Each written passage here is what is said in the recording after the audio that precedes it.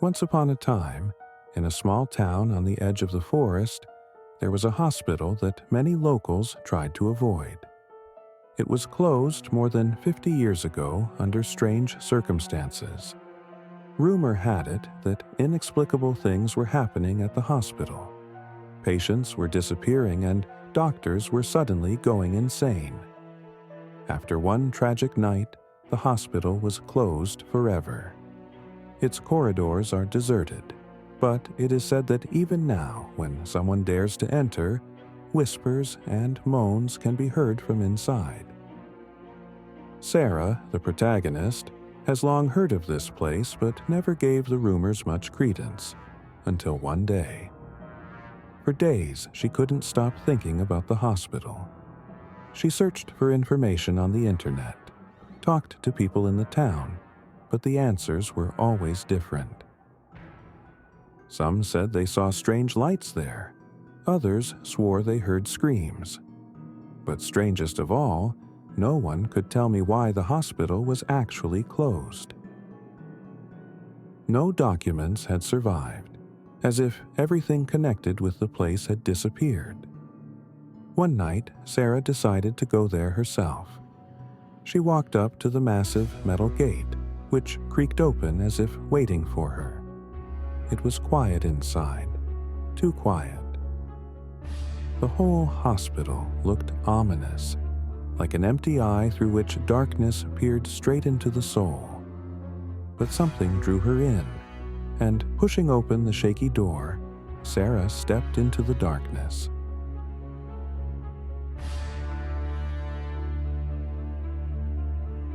When the door behind Sarah's back slammed shut with a thud, a momentary panic gripped her. The darkness around her seemed to come alive, enveloping her on every side. Footsteps that seemed silent echoed through the empty corridors, as if someone was following her. The flashlight, illuminating only a small area in front of her, highlighted old walls with peeling paint and strange symbols scrawled on the floor. It was as if these signs were warning her of something, but she didn't realize what it was. Sarah kept walking forward, feeling the cold air and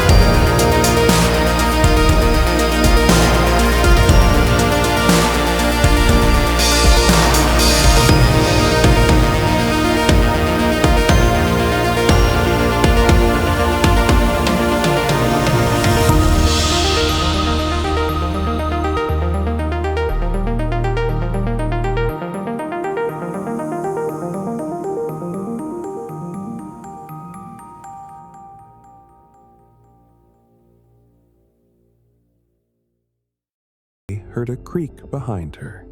She turned around sharply, but there was no one in the room. Unable to stay longer in this room, Sarah ran out into the hallway. She felt something following her, footsteps behind her echoing through the empty walls of the hospital. She ran faster, but the sounds of footsteps grew closer. The lamps on the ceiling flickered, and the shadows began to move as if invisible creatures were hiding behind them. Sarah stopped at one of the doors, trying to catch her breath, but the silence around her only increased her fear. "Who's here?"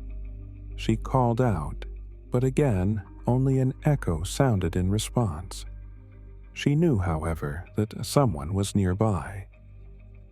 Her flashlight flickered, and at that moment the strange symbols she'd seen before began to appear on the walls. It was as if they began to glow with a faint, ominous light, pointing to a door at the end of the hallway. She had no choice. She had to go there. Sarah approached the door that led to the abandoned basement. With each step, she found it harder and harder to breathe, as the air in the hospital thickened around her, constricting her lungs. She slowly opened the door, and her eyes met with absolute darkness. A flashlight illuminated the old steps leading down. As she took the first step, Sarah felt something cold touch her hand. She yanked her hand sharply, but saw nothing. She knew, however, this place was trying to hold her. When she reached the basement, the shadows around her began to move faster, spiraling, creating strange shapes. Whispers began to come from the darkness again. This time they were louder, more insistent. "You won't leave." The voices intertwined, growing louder, filling her mind. Sarah found herself in an old operating room. Instruments were scattered across the floor. The walls were cracked, and the air was filled with the smell of dampness and something long forgotten. In the center of the room stood an old surgical table, on which lay some figure covered with a sheet. Sarah froze.